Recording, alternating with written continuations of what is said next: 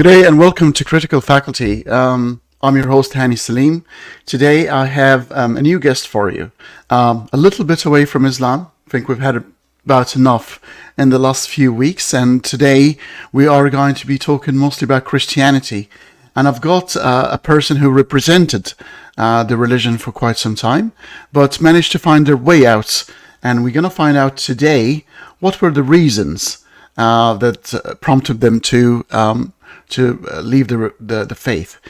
Please join me in welcoming Sydney Davis Jr. I would love to know the story about the double junior. Hello, Yeah. Sydney. Hey, how's it going? Thanks for having me. I'm stoked to be on your show. Thank you so much. So the Double Junior, I tell people so many different stories. I've got interesting ones. I've got ones I totally made up. But basically, when I was 16, I started doing stand up. And I was doing my very first interview. It was a radio show. And the gentleman who was the host of the radio show, he asked me what my stage name was. And I didn't know what that was. I was like, what's a stage name? And he said, that's the name that you use when you're doing comedy. And at the time, my favorite movie had a dog in it named Sammy Davis Jr. Jr. Oh And yeah, so, no, Sammy yeah. Davis. Yeah. And so that was all I could think of in the moment. And then I changed it on Facebook, and then it's been eternal ever since. Sounds like a bit of an echo, when you junior. Yeah. Yeah, a lot of people think it's misspelled. So many people think I mistyped my own name. But it's been Oh, that way for 15 years at this point, so why change it now? It's longer than that. It's been probably 16 or 17 years now. wow. So we were sort of. I met you on a broadcast. We had a common friend. I think it was a panel at the Yeah. time, and I was intrigued because you were just out there. You were didn't feel sort of any. So, a lot of people carry baggages and things are too serious to them. Right. But the thing is, and I'm going to introduce you as a stand-up comedian you are, there is something so different about the way a comedian or a satirist would approach life, because they'll find absurdity and even comedy within tragedy. And Yeah. that's the thing. Somebody once said, if you're too close, it's tragedy. Once you zoom out, it's comedy. Life is comedy. Even Right. when it sounds tragic from within, once you step out, it's bloody hilarious. Yeah. So tell me about your approach. Um, I've just so I wish I could tell you it's a technique I learned or it's something that I mastered over the years. Since I was a kid, I've just always translated my feelings through jokes. A therapist would probably tell me that it's like it's like some trauma. I don't know. A therapist would probably be like, that's a trauma response. But even as a little kid, I remember my brother and I would joke about just kind of darker stuff. That's just the way we communicate. Um, and I think that humor is just some people's way of getting their thoughts and feelings out. Again, I wish I could say it was an intentional thing that I do, but I don't know, that's just how I communicate. Like, I remember even during some of the saddest times of my life, I would be crying and, like, making people laugh still, not even on purpose. So I don't know. I think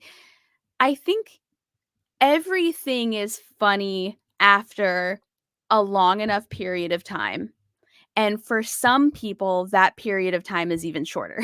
I think that's what it boils down to. I think some people say certain times are too soon and other people say there's no such thing as too soon. And I may just be one of those people where as long as I'm the butt of the joke, there's no such thing as too soon. Some people conflate sense of humor and being funny, because you can have sense of humor and not being funny, right?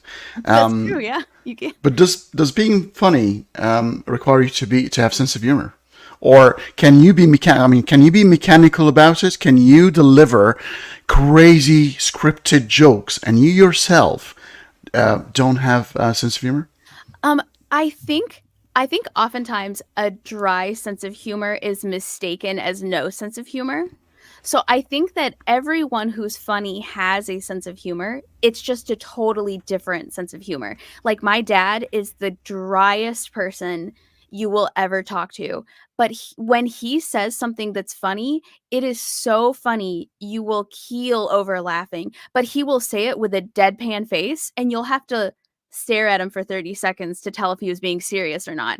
But yeah, I think it's less of whether or not somebody has a sense of humor and more what style or sense of humor do they have, maybe. I'm going to display, going to share actually your YouTube channel for people to have a look at and Perfect. start taking notes and have a look at the contents and subscribe because that's very important. Let me share Thanks.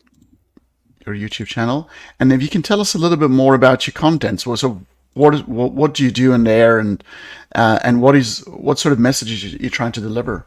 Yeah, so I run a podcast called Growing Up Fundy where I talk to people from all religions, whether it was Christianity, whether it's from the Nation of Islam, whether they grew up Jewish, whether they grew up. Some people grew up religions that I learn about when I'm interviewing them. Right when I think I know about every religion or denomination that exists, I always learn about a new one. Um, and I just like to interview them about what it was like. Some of them are still religious, some of them are atheists, some of them are agnostic, some of them are a different religion. I talk to people from all walks of life, but I just like to talk to them about their experience, what they've learned, how it impacted who they are. Um, and I just like to interview as diverse a group of people as I possibly can because I like to make sure that anyone who's tuning in at some point in some episode feels represented.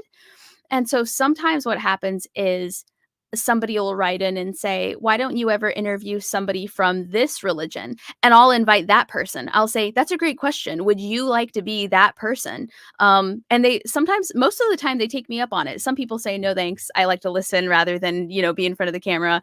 And some people have been on, but I've used like a graphic to cover up their image. But yeah, I just really like to talk to people who grew up religious, and I also like to talk to people in who specialize in religion adjacent topics. So scientists, sociologists, historians, content creators, just people who either studied something that can give us a little bit of insight on, say, for example, slavery in biblical times, or Hmm. why the human brain believes in a god, or things like that, just to give people a little insight into one, why it is that they feel the way they do, and two, turns out a lot of people feel the way they do, and they're not alone at all in their experiences. I'm going to spend a little bit of time to talk about comedy before we start Sure. moving to the heavy stuff, the religion, Yeah. the daunting things in life. Because I was actually debating this with my wife, right? Okay. And there's something that I wanted to bring up, and Perfect. I have very little taboos in my life, and I love intellectual debates. Yes. And I don't mind a little bit of awkwardness because my wife said, don't you dare say this. Don't you dare say this. Say it. This is Say it. this is going to be insulting. Do you like Christopher Hitchens? Have you heard of him? I have mixed feelings about Christopher Hitchens. Fantastic. Tell me, what do you think of him? So there was a time where I was a big Christopher Hitchens fan. I think a lot of us are when we first become atheists or when we first start deconstructing. But you know how they say even a broken clock is right twice a day.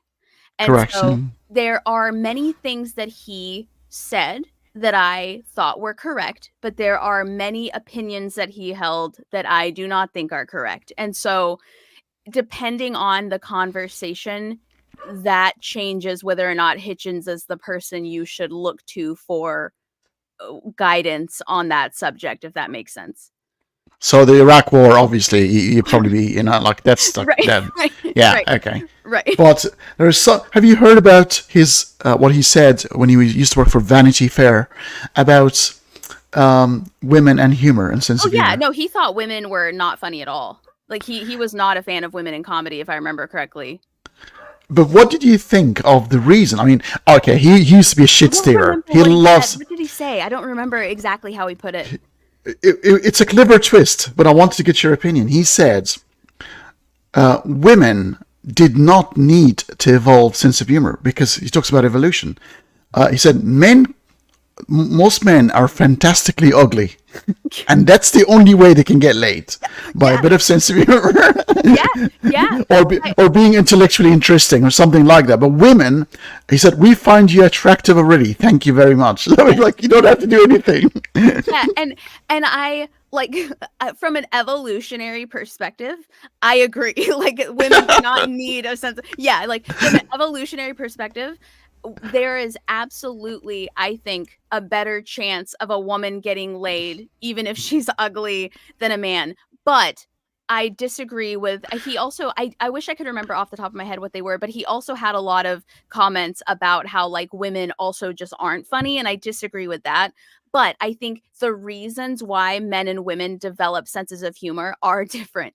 And there is we talk about this in comedy as well. There is a trend where women also can't be too attractive if they want to be found funny. There's this fine balance with women where Yes. if you're just ugly enough that you're not hot, but you're not so ugly that they don't want to look at you, you will be found funny.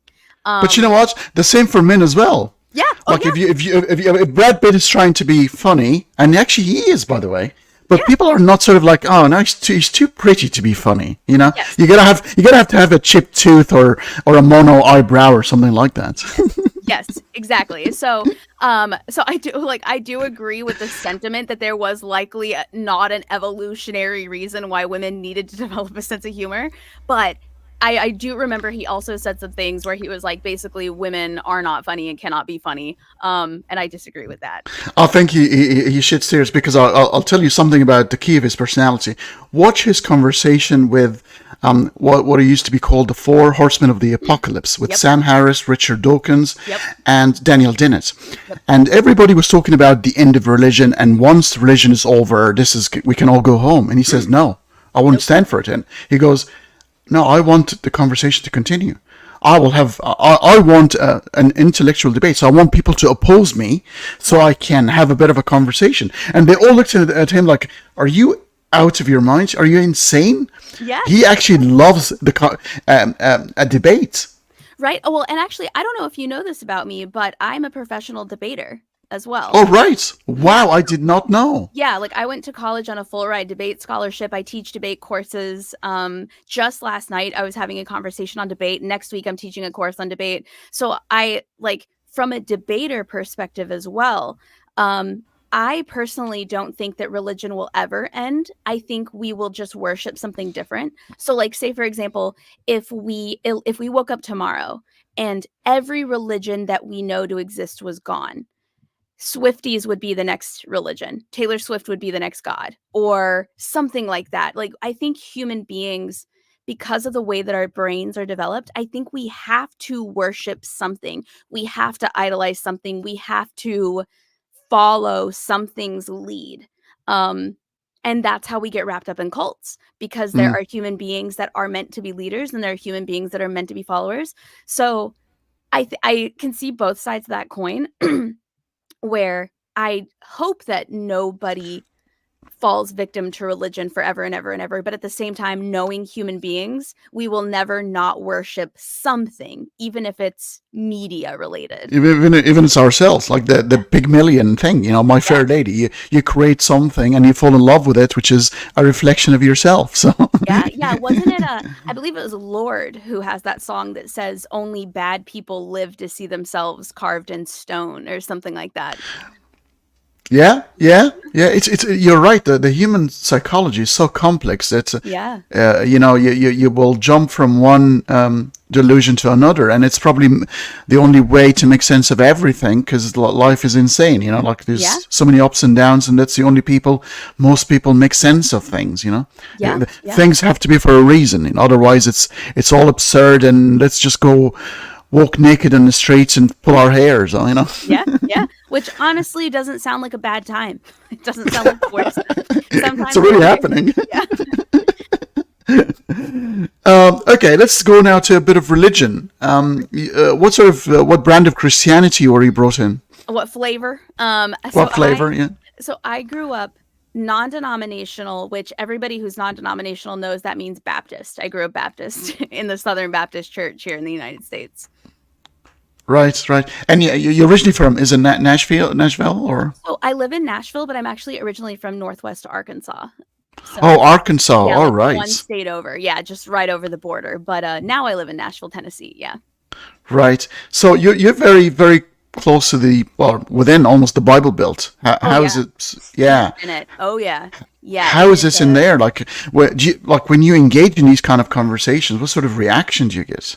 so now I love it because it's like a case study. Like now being in the line of, podcasting that I am in, I feel like I'm in the lion's den. And because I know how to speak the language, it's actually very beneficial for getting people to come on to my podcast, like even religious people, because since I grew up in the church, I don't even mean it in like a tricky way. I'm not trying to trick anybody, but I feel like I just know how to communicate with Southern American Christians in a way that, say, a Northern atheist would not be able to um, communicate with them in that same way. And because I also grew up reading the Bible, I can have conversations and I can know the Bible verses they're talking about, and I can actually correct people or agree with people or like second what they're saying in a way that I feel like is very helpful in order to have conversations. Because if I were just out to have debates, it would probably be a totally different experience. But I'm out to have conversations and to legitimately learn why people think the way they do, why they're motivated to do certain things, why they believe certain things, if they actually believe it or if they're just saying it. So if you were here, you would probably be terrified because you'd be like, this is wild. These mega churches are wild. You can just say certain things in the workplace that are like steeped in Christianity that if you said the atheist version of that same thing, people would lose their minds. But Oh, do you know what? I mean, the entire Middle East is a Quran belt, so don't right? worry. We're Yeah, yeah. it's not even just a region in the country. Once you go to like the Middle East, Egypt or Saudi Arabia, it's getting a bit better, but the whole country is a belt. So you're Yeah. being belted every day. Yeah, yeah, exactly, exactly. Like, it's just a different kind of belt wherever you go. It's just a different design. Um, but it gets a little bit exhausting too. Yeah, It's a little bit exhausting too because most of the time I'm intrigued. I'm watching it like a case study. I'm kind of, um, just observing, just people watching. But sometimes, like when they overturned Roe v. Wade, that's exhausting. It's exhausting to know that if I accidentally had a miscarriage, I could probably go to prison in the state where I live. And it's in crazy. Right, it's insane. So like part of it's fun and funny, and then the other part you're like, "Oh, wait, my life is literally on the line if I have a totally natural, statistically probable bodily function."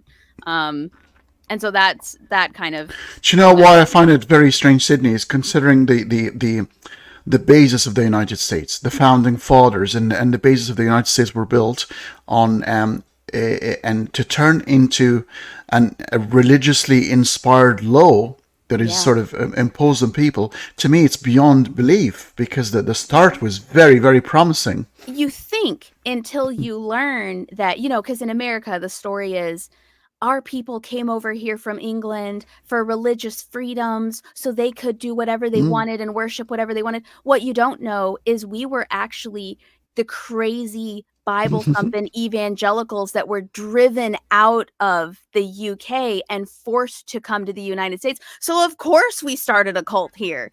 I didn't learn that until like maybe the last 5 years. But we think, how did we go from these people seeking basically asylum and the right to worship however they want? And then you find out, no, we were the crazies even back then. They forced us out. We came over here and we were like, that's fine. We'll just wipe out all the natives that were already here and start over with a brand new cult. So I'm actually not surprised anymore.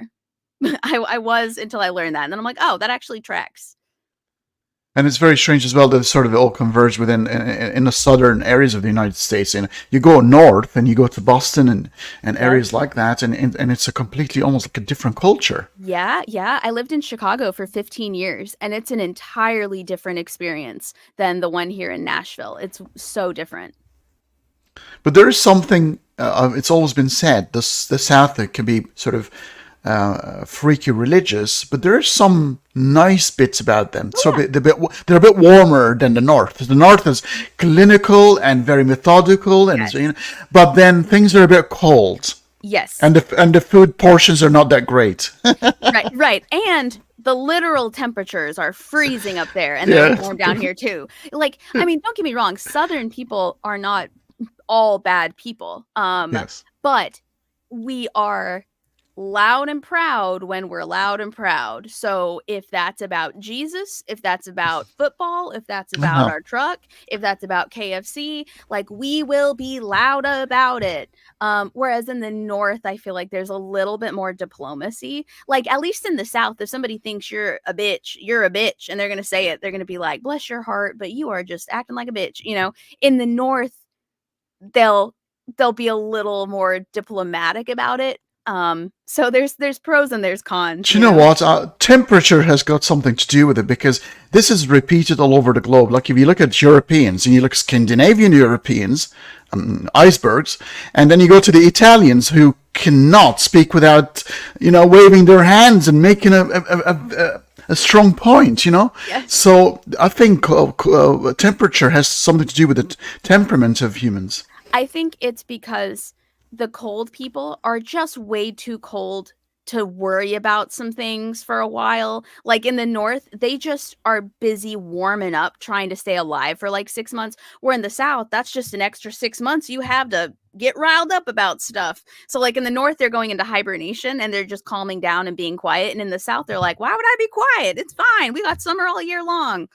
Um, Wow. or So maybe the brain's just cooked down here. I don't know. imagine the accident of your birth, not just the time, the place, and the place within the place Yep. can actually control a lot about you that you don't even know exists. Oh, This yeah. is incredible. The accident of birth. So now continue about your Christian upbringing. So were you a church goer? Was your mother and father sort of leading you to this sort of life? Yeah, so when I was growing up, especially in Northwest Arkansas, it wasn't do you go to church? It was what church do you go to? Mm. And the options were you were Catholic or you were Baptist. Those were the two options. Or if you were real freaky, you were a Presbyterian or we knew a couple Pentecostals. But even we said those were the crazy ones. Those were they're a little too Bible thumper for us. Um, and so it didn't occur to me for 20 years that there was the option to have life without church in it. Like I knew people who went to church less. Like we went to church on Sundays and Wednesdays, and occasionally we would go on Sunday nights, and then sometimes we would go on certain holidays or for certain events. Like I went to church camp.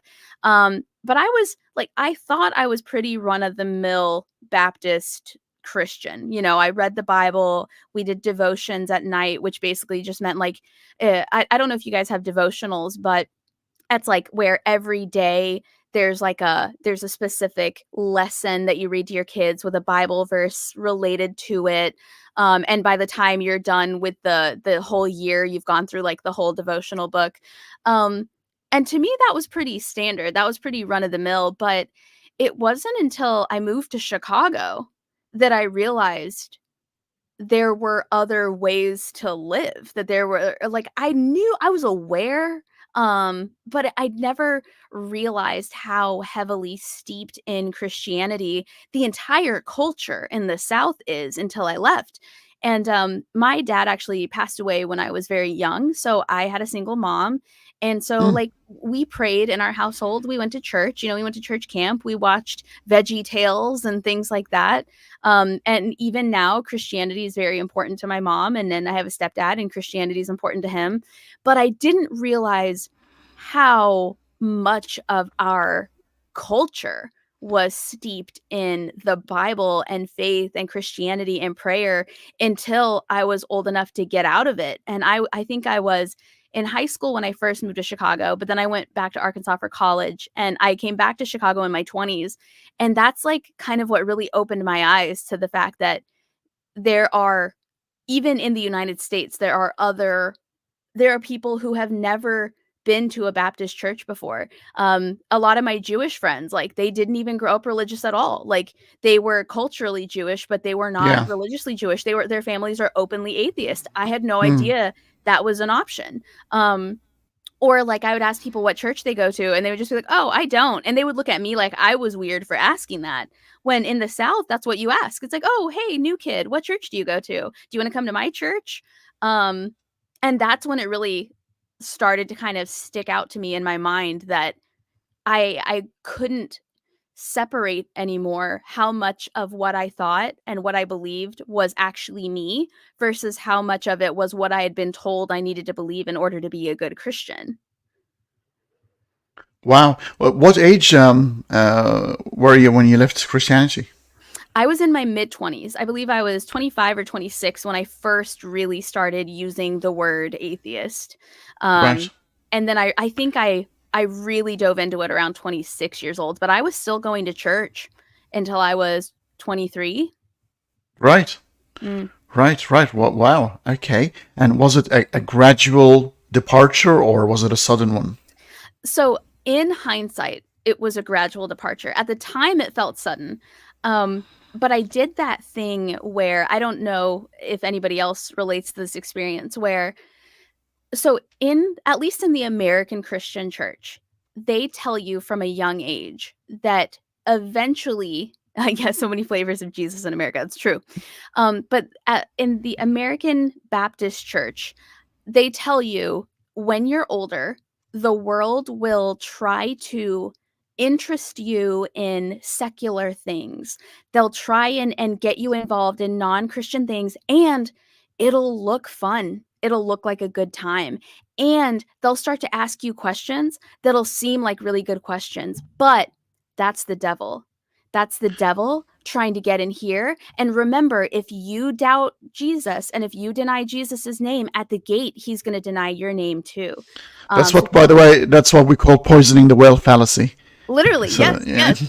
And so, of course, when I'm, 22, probably earlier, when I'm like 18 or 19, and I start to wonder these questions, I immediately go, oh my God, that's what they told me was going to happen. This is the moment they were trying to prepare me for. This is the devil. So, in reality, I believe I started to deconstruct when I was 18 or 19. If you asked me at the time, I started to deconstruct when I was 24, Mm. 25. But what actually happened was I overcompensated for my fear of being called a fraud. I posted Bible verses on Instagram. I started going to church more than ever. I started like using Bible verses in regular conversation because I was afraid that people would notice the cracks in my belief and they would basically like I was afraid that I was falling from grace and that I would be shown or proven to be a fraud. I didn't want to be a fraud. I didn't want to be an atheist. I wanted to be one of those people that believed all the things.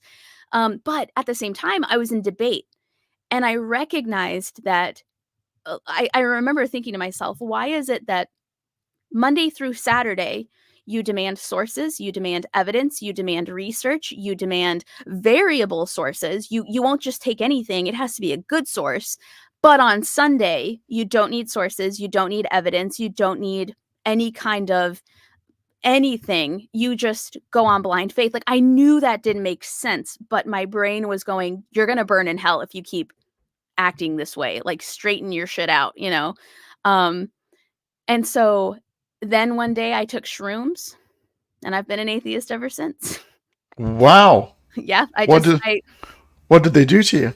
um basically they wouldn't allow me to ignore the questions that were like back here. When Right. I took these shrooms, I was having this like experience, and this is not me telling everybody to try shrooms. They're very different for other people. They're illegal in many places. Um, but basically, what it did was it made my brain go, why are you lying to everyone? Why are you lying to yourself? Why are you lying to people at church? Why are you lying to your friends? You and I both know that you don't believe in God. You haven't for a very long time. You're actually pretty mad about all the stuff you were told growing up, and you're an atheist. And you're a Democrat too, by the way. Like, you think you're a Republican, you're not. You're a Democrat. And I Also, you were a Republican as well. Okay, of I course, it thought goes hand in hand. I thought, but it goes back to that whole, if anyone had asked me why, I would have just gotten defensive and been like, oh, well, I don't have to explain anything to you. Even though, again, I was a debater and I knew that was wrong and I knew that didn't make any sense. So the final straw was I took some shrooms and I couldn't ignore what my brain told me when I was tripping, and I woke up the next day a liberal Democrat atheist, and I never looked back. Were you excommunicated and ostracized by family and friends? No. Oddly enough, a lot of people are very surprised by this. A lot of my family don't know. Oh, Even yeah. what? Live under a rock? I think it's because they go to listen to my podcast and they see that it's an hour long and they're like, eh. They're like, I truly think that's it. I think I just lucked out and nobody I'm biologically related to likes to listen to podcasts. It's my whole brand. It is literally my whole brand. So if you make sure it's not in the title or at the very beginning of you're safe. It has to be like once you pass the first 5 minutes, you can beg Jesus the way. Yeah. All you like. I had no intention of hiding it from anyone, and then like 100 episodes in, my mom mentioned to me that I was using it for my ministry, and I was like, what? Like, but I'm not gonna like stir the pot at a family event, so I didn't say anything, but I was like, this lady has never listened to any of my podcasts. I mean, growing out Up Fundy, that kind of sort of reveals the agenda. Right. Well, I wonder though, also because I do interview a lot of religious people, I wonder if all it takes is a couple episodes where it's like, oh, Sydney speaks to Pastor so and so, before people think it's like a Bible podcast. I don't know. I have no idea. But I've never tried to hide it. And the less I try to hide it, the less people know about it. It's very strange. If I were trying to keep it a secret, I bet it would have exploded. And yeah. So hiding in plain sight. yeah. And also, I think too, what helps is I like to think I'm really nice. Like, a lot of the Christians who have been on the podcast are like, she's great. You should talk to her. You should listen to her. So you can't be mad at me. I don't. I'm here to represent the cult of growing up. Yes, Vice President Brian Ritchie of my cult. Thank you. Peace be with you, Brian. And so I think because so many Christians like have nothing but good things to say about the podcast, I know multiple pastors who play the podcast for their congregation because they like to know the conversations that like atheists are having and the questions they're having. I think it's to prep for debates, but they say it's for the conversation. People can't really be mad. So even if they're like, oh my gosh, you're an atheist, you don't believe in God anymore, they see that I'm having such a good time. Like, what? Like, how are they going to be mad? What are they going to do? I'm the life of the party. They're not going to invite me to Thanksgiving anymore. Come on. Like, so as a professional debater, this is sort of, I was thinking, and I told you, ideas pop in my head. I never come prepared. When you talked about debating, and the pre-Socratic era hosted a few people, a group of people that would actually go around and trying to debate people and maybe hold something they don't actually believe in and still debate it. These used to be called the Sophists. That's why you're saying the sophistication, all these words come from the Sophists, and they will be able to teach people methods of debating a subject, even though they don't hold the belief. Were you able to do that? Were you able to take a topic that you actually don't agree with and debate it and win the debate? Yes. So I was a part of what's called IPDA debate, which stands for International Public Debate Association. And our format was very much like the presidential debates, where it's two people, they get a topic, they have like timed amounts of time where they can cross-examine each other.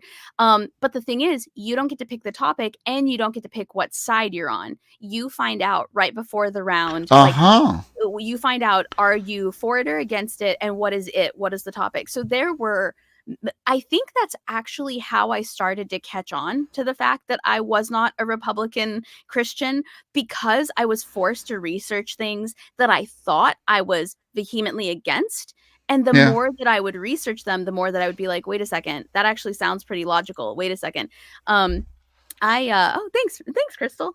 I I Thanks, Crystal. attribute I tell people all the time that I actually feel like I learned a lot more in college debate than I learned in college. And I think I was exposed to a lot more in college debate than college classes because I was forced to not only look up things I didn't agree with, but then I was forced to defend them in front of other people with the vehement nature of someone who wants to win. And then if you win on a topic you don't agree with, like how do you sleep at night, right? Like you go to bed knowing basically like what I imagine a lot of like criminal defense attorneys feel when they go to bed at night. They're like, "Ah, I know that guy did it, but I still defended him."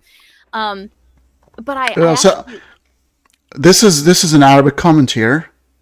He's Ibrahim is in love with you, and he's offering you 100 camel for your hand, done. Done. and I don't few bananas. Yeah, I promise you, you're gonna hate Nashville. You're gonna hate Nashville. You won't like it here. Like I wouldn't want to do that to you. You would hate it here. And I probably have too many parrots. I don't know how he feels about parrots, but I have like 10 parrots, and I think the noise would just be too much. But thank you for the offer, though. And in any other lifetime, done. My dad would be like, "Please take her for free. Keep the camels." But yeah. He didn't do that, of course. I'm sticking to piss, but He's like, wait a second, that's not what I said. come on, guys. Sydney is a stand-up comedian. This is supposed to be fun. I had to put on what's the name? The Dictator. Have you watched this movie by Sacha Cohen? So I know what movie you're talking about, but I haven't actually watched it. Oh, you got to. I've seen like clips of it, but I know that he's like in hot water right now, so I've never actually watched it. I know, no, because of his wife yeah, because his wife is Aussie, Australian. So there Oh, is yeah. oh. I thought she was British for some reason. I don't know No, why. no, no. I think it's Isla Fisher. Yeah, she's Yeah. Aussie. That's Interesting. why a couple of Aussie actresses are sort of steering the pot about it. Interesting. Yeah, but yeah, you got to watch it. It's really fun. It's the accent he puts, the very strong Arabic accent. Um, so no, Ibrahim, we know your comment wasn't about that. We're just taking the piss. Well, the funny thing is, I actually believed you. I think it's even funnier to reveal that that wasn't what he said at all. I believed you. I thought he was just goofing. That's No, funny. no. See, I'm from Arkansas. We don't know how to read any other language other than American English. God damn it, that's what we read. And y'all need to learn it too. We speak American. Yeehaw. Trump 2020. But Um, I forgot what we were talking sorry, about. sorry, I caught you there. Yeah, we were talking about the Jesus, I actually forgot. It was something to do with debate, but long story short, debate taught me a lot, and I loved the arguing about things I didn't agree with. Yeah, Oh, argued, yes. but a lot of times you would find out through research that you actually did agree with it. I do remember there was one round though, back when like the whole legalized marijuana thing was like a big conversation. This would have been like 2011, where there was a guy who used to come to all the tournaments and he would hand out flyers, pro marijuana flyers. That was like his whole advocacy thing. His whole, like, outside of work, all he did was campaign for marijuana. And one day we were in a debate and I got the pro legalizing marijuana, and I used his Ooh. pamphlet that he had given me earlier that day to fight for marijuana, and he had to fight against it even though I was using the pamphlet he had given me as my evidence. I'm like, according to this website, this percent of it, and he was so mad. Does it help when you're more convinced of the point? So we talked about when it's a view that you don't adopt, but when it's something that you actually believe in and for, does it change the dynamics of the debate? Do you think you add rationality plus passion that I might think actually win you the debate?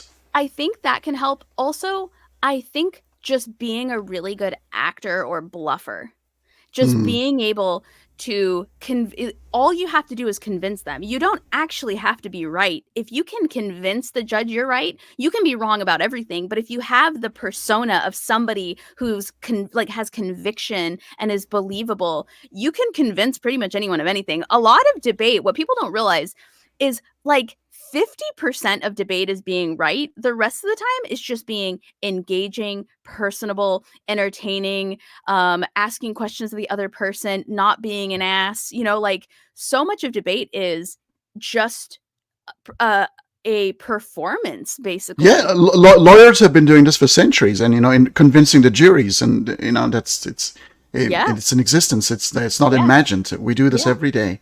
Yeah, I have to Uh, tell people when I'm talking to them, a lot of times I'll say something and I have to clarify. I don't know if that's true. My voice just sounds like everything I'm saying is true. Don't take my word for it. I tell people that all the time. I'm like, please don't take my word for it. I just have the voice of someone who is very convincing. Please Google it and make sure I'm telling you the truth. I don't remember. Um, because otherwise people like will just believe you. I'm not sure of anything. Like, I'm Yeah. literally not sure. Like, not 100% sure of everything, Listen, and that comes across. I learned today that I'm 32, not 33. I'm not sure of anything ever. Like, Really, what? Why is that? Well, I based on what? I thought I was 33 all this time. And I was 32. But how did you find out? Like, was like a I just stopped mistake in and you? yeah, I just stopped and did the math and I was like, "Oh my gosh, I'm 32 years old." So don't believe me no matter what I say. Don't believe me about Because anything. 33 is very significant here. You know what happens when you're 33. Jesus got crucified at 33. Correct. Yeah, it's such a significant. So, yeah. You got another year to go. Well, I've got until November to go and then but I've been telling people all this time. So, I just said all that to say I sound very convincing, but I know nothing. I don't even know how old I am. So, which is true, but people seems to be attracted to those who are so convinced and so assured, because it is almost the way we sort of calm ourselves down, by being led by somebody who's so confident and so Yes. assured, even though he could be, or she, bullshitting Oh, their yes. way. Yes. Oh, yeah. Like 900% of my life is just me comforting people when I don't know what I'm talking about. Like, And it I don't know. works. Yeah, it works great. No, like, I mean, so far, but I'm wrong about a lot of things. But then when it goes wrong, if you can also convincingly act surprised, like, wow, I could have sworn that was going to go a different way. Nobody blames you. They're like, wow, yeah, that was weird. It's like the end of days cult. They go, okay, February 12th, 2012, this is going to happen, and it doesn't happen. So he goes to the group of people, say, "Oh, hallelujah! I've received a message from Angel Maronai that we have a bit of a postponement, or there's a bit of a glitch in the matrix, and God's so in our hearts that we're so devout that He Yes. decided to change our destiny." It's all, Yes. and people believe it, and they They become even do. more believers than before. Yes, they do. People want to believe in stuff. They want to believe you. They want to believe there are people I feel like that are biologically built to be leaders and there are people who are biologically built to be followers. And those followers literally just want to be told what to do. They literally just want to be told how to live. And that's why religion is so popular because so many people are uncomfortable being left to their own devices that they will believe anything you tell them. And so that's not good, but it's understandable. For sure. It's not like beneficial, but I get why they would feel that way. Now, we've got another 15 or 20 minutes to go, and I want to get now into the crux of things.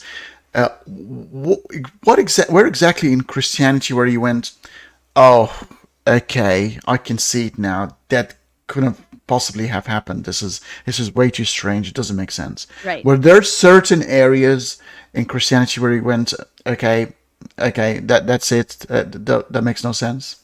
Most of it was related to prayer.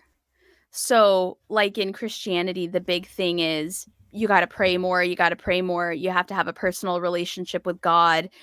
And I just got really sick and tired of talking to somebody who never talked back, and yet I was supposed to hear the message. And a lot of Christianity is blaming the follower for not doing it right, even though supposedly your journey with the Lord is supposed to be like unique and different. Oh, my lights are falling down, guys. Sorry about that. And there goes the whole thing. Yep. Oh, yeah. Oh, we're just gonna leave. I can still see it clearly, so don't There we worry go. about Yeah. it. Um, so much of Christianity is like blaming people for not doing it right, even though they weren't given the rules in a way that's easy for them to understand. Um, And so I just got really tired of it. I got really tired of the blame. I got really tired of constantly being told my prayers aren't coming true because I didn't pray right. I can't hear God because I'm not allowing him. Like the number of times as a 10-year-old and a 12-year-old that I cried in my bedroom begging for a sign from God that he was real. Like anything. I would have taken anything as a sign, and he never gave me that sign. And I remember telling him when I was like 12, if you just show me a sign, I will be devoted for life. I will dedicate my life to you. I will tell everyone about you. I will love you forever. And I still never got that sign. And to tell a 12-year-old that they're not praying good enough. I want to clarify too. My mom never told me this stuff, but the church told me this stuff. Like my mom never told me I wasn't praying right, but she did tell me that prayer And was don't forget, Sydney, about the biblical disclaimer: do not test your God. Like right. there is already. It's like if you Yes. try to do it, it's not going to work. So Right. Right. And so I got really tired of like this is a relationship, but it's one-sided. He's supposed to be like my father, but I've never talked to him. I've never heard from him. A genocide happens, babies dying happens. And what really did it for me was when I started thinking about my dad dying, because my mom's been a devout Christian her entire life. And a lot of times Christians will say there's a reason and a purpose for everything. And I'm like, what was the purpose of killing a 30-year-old man who was married to a devout Christian lady who had served God her whole life, who had 2 little babies? Like, what was the purpose? What was she supposed to learn? She was already a devout Christian. She already prayed every day. She already dedicated her life to God. What more could she possibly learn by taking her husband and the father of her kids from her? And that's kind of what did it. And the idea that I thought to myself, even if God is real, he's an asshole and I don't want to serve him. Like, even when I wasn't 100% sure he wasn't real, I was like, he's not somebody that I want to serve. He's an asshole. I don't like him. He's rude. Um, and then it just kind of went from there. It was a lot of one, historically, it just didn't make sense. Like, we know enough about genetics to know if even 2 generations in a row breed with each other, you got a lot of issues. So you're not going to tell me that everybody came from Adam and Eve when like Bubba and Sissy over there can't even do 1 generation's worth of breeding without running into like sponge for brains. But then also all these lessons we're supposed to learn from horrible things. And like when 2 football teams are going against each other and they both pray before the game, what's that supposed to say to the one who loses? Like It's what? ridiculous. I Yeah, never understood it. Never it's understood it. like it is in front of our eyes, not working. It is being disproven on a daily basis in front of our eyeballs. It's But ridiculous. I'm shitty because I've got questions. Like, but I'm gonna burn forever because I'm saying it doesn't make a lot of sense. So it kind of came down to that. And then once I kind of resigned myself to the idea that my brain was never going to go back to a place where it could ever believe that ever again, uh, I just kind of spent a lot of time thinking about it. And evangelicals love to come for people like you and me, and they love to say things like, well, for not believing in God, you sure spend a lot of time thinking about him and talking about him. And you're like, yes, because it's weird. Yes. And it dominates the behavior of about Yes. 5 billion people on Earth, and Yes. it dictates laws like the one you're going to have about abortion. Yes. So Yeah. it actually it interferes. Yeah. Well, it's like, yeah. I think a lot about it because it's disturbing. Yes. I also think a lot about true crime. I think a lot about true crime because it's weird. Yeah. If something's disturbing and it's just being blindly followed by everyone you know and love, you're going to think about it a lot. I think about God so much more now that I don't think he's real than I ever did when I thought he was real. Um, and so I've never understood that argument because let's see. Oh, what'd they say? Oh, interesting. Oh, Tangelo is our resident devout Christian who's Ah, he's a nice guy. Nice guy. yeah, He just has his own beliefs, and yeah, but when it comes to science, Disagree. He's definitely wrong, because papers need to be published for things like evolution and gravity to be debunked. Right. Yeah. Yes. You can't just put it in a comment and say, "Oh, yeah, Right. I don't think evolution doesn't work," and it's a comment. Now you got to write a paper, and you're going to explain how it doesn't work and what mechanism it fails, and then we can take it seriously. Yes, I promise you. Listen. I live in Nashville, Tennessee. I see evidence that men came from slime in the water every day. If you just walk into a restaurant, the average open mouth troglodyte that lives around here will make you believe in evolution whether you want to or not. You'll be like, "Oh, right, that is a caveman. They do walk among us." I promise you. I They're promise. still here. They're They're never going away. they're still here, and they never mind. I was gonna say something political, but I won't. They're still here and they're still around. So you've mentioned the situation that happened to you when you were a little girl, losing your father and being raised by a single mother, and that sort of triggers the problem of evil, the good old problem of evil. Yes. The whole theodicy thing, which Yes. means God's justice, was invented to reconcile all the sufferings that's happening around us and the will of an omnipotent and omnibenevolent God that never works. And Thomas Aquinas and people like St. Augustine of Hippo trying to sort of apologize for the situation. Right. It was developed into the gratuitous suffering. So even in your conversation, the situation that you've been through, you could argue that later on is going to make you stronger, because what doesn't kill you makes you stronger. Right. But when you see the situation of humanity is not even around. We've been around for about 300,000 years. That's Homo sapien. This is the oldest Homo sapien remain found in Morocco. Yep. We're talking about 500 million years prior of species, right? Little animals die on their own of agonizing cancer, right? On their own. There is nobody to watch, no lessons to be learned, no consciousness to observe. Right. What is the purpose of this? They obviously needed to learn a lesson. They were not living their life right. They needed to be taught. Apparently. Well, they're eating too much meat. Yeah, I don't know. even though they were created carnivores, like if they don't the feline family, they can't eat veggies. They must eat meat. Yep. So what are they going to do? So God invented a creature that has to depend on meat to survive, and then punishes it for surviving on the meat that it didn't get a choice on whether or not it wants to. You see what I'm saying? Like, it doesn't make any sense. And it brings back the whole, so God's real, then he's an ass. Then If he's rude. absolutely. Like, sorry, Imagine. I forgot to ask if I can say bad words on this channel. I apologize. No, absolutely. You can. I can say the word fuck. There you go. No, not a problem. You know, no, it's just words. Yeah. The animal devouring a baby deer, just given being given birth, only a few hours, and it's being devouring it live. This is gruesome. Yeah. But then you look at the horrible, evil animal going back to his den just to see little cups of little things running, fluffy little things, and you go, oh, if they didn't eat, they would have died. Yep. So I blame, if there was an engineer, these things are just requiring energy. And the only way to acquire energy, calories, is by devouring other animals alive. Right. Couldn't an omnipotent and omnibenevolent God engineer a better way of getting energy without having the need to devour other animals who've got central nervous system that can feel agonizing pain? Yes. Yeah. So I have parrots and I have a dog. The parrots, they eat a lot of fruits, eat a lot of vegetables, eat a lot of seeds.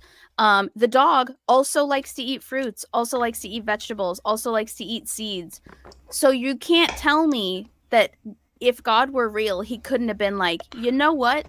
Every animal can just eat fruits and vegetables and seeds. Like, why does the dog then also need that additional component where it eats food that is made from chickens and made from like fish?